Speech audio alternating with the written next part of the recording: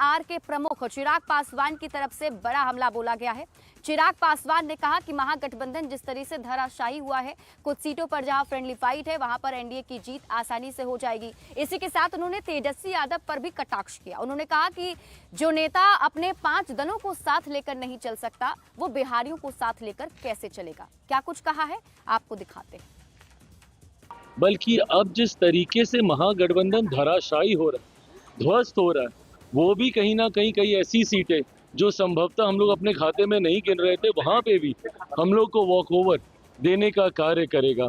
हकीकत में जो गठबंधन अपने घटक दलों को नहीं संभाल सकता, जो 5-6 दलों को एक साथ नहीं रख सकता, वो बिहार और बिहारियों को एक साथ कैसे रख सकता है। और इस बीच रुक कर लेते हैं बड़ी खबर की ओर और बात अब कुटुंबा विधानसभा सीट की करेंगे, क्योंकि कुटुंबा विधानसभा सीट पर महागठबंधन में किचकिच जारी थी। आपको बता दें कि कुटुंबा विधानसभा की सीट कांग्रेस के प्रदेश अध्यक्ष राजेश राम की है।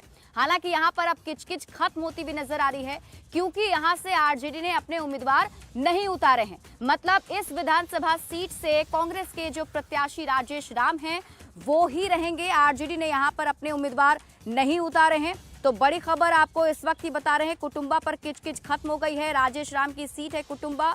आरजेडी से सुरेश पासवान की चर्चा थी कि वहां से उम्मीदवार बनाए जा सकते हैं। आज नामांकन करने की चर्चा थी। कुटुंबा पर कांग्रेस के लिए राहत की बात है कि कुटुंबा पर आरजेडी कांग्रेस के बीच तनातनी नहीं थी।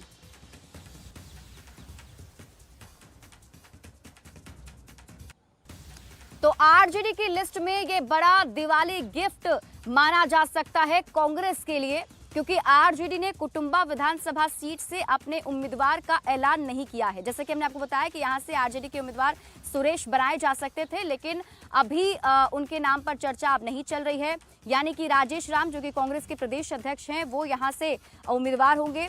औरंगाबाद की जिस कुटुंबा सीट को लेकर आरजेडी कांग्रेस के बीच तलवारें खिंच गई थी, सबसे ज्यादा तनाव बढ़ गया था और बातचीत भी बंद हो गई थी, उस कुटुंबा सीट से आरजेडी अब पीछे हट गया है। उसने अपना कोई प्रत्याशी नहीं दिया है। ऐसे में राजेश राम ने जब आज नामांकन किया तो उनके चेहरे पर इस दिवाली गिफ्ट की सबसे बड़ी खुशी देखते बन रही थी।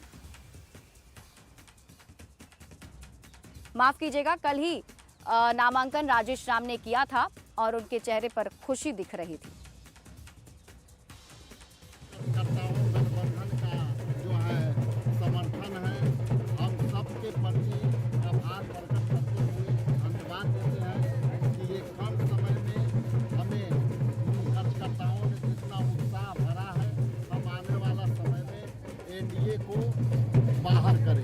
और इस वक्त एक और बड़ी खबर आपको बताते हैं, शांतनु यादव से जुड़ी हुई बड़ी खबर आपको बता रहे हैं। शांतनु यादव के समर्थन में अब शिवानंद तिवारी आ गए हैं और उन्होंने एक लंबा चौड़ा पोस्ट किया है। दरअसल शांतनु यादव के भी चुनाव लड़ने की संभावना जताई जा रही थी, लेकिन उन्हें टिकट नहीं मिला।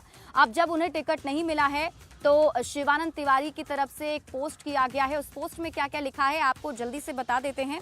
शांतनु यादव के समर्थन में शिवानंद तिवारी ने लंबा चौड़ा पोस्ट किया, जिसमें उन्होंने लिखा कि लोकसभा चुनाव के समय भी शांतनु को आरजेडी ने टिकट देने की बजाय किसी और को दिया। नीतीश जी की पार्टी के दिनेश जी वहां से सांसद हैं। अगर शांतनु को टिकट मिल भी जाता तो वो नहीं जीत पाते, लेकिन टिकट देकर ही लालू जी शरद जी के ऋण से मुक्त हो जाते। बता दें कि शांतनु यादव बड़े समाजवादी नेता दिवंगत शरद यादव के बेटे हैं। मधेपुरा से आरजेडी ने प्रोफेसर चंद्रशेखर को उम्मीदवार बनाया है, जबकि मधेपुरा सीट दिवंगत शरद यादव की सीट रही है।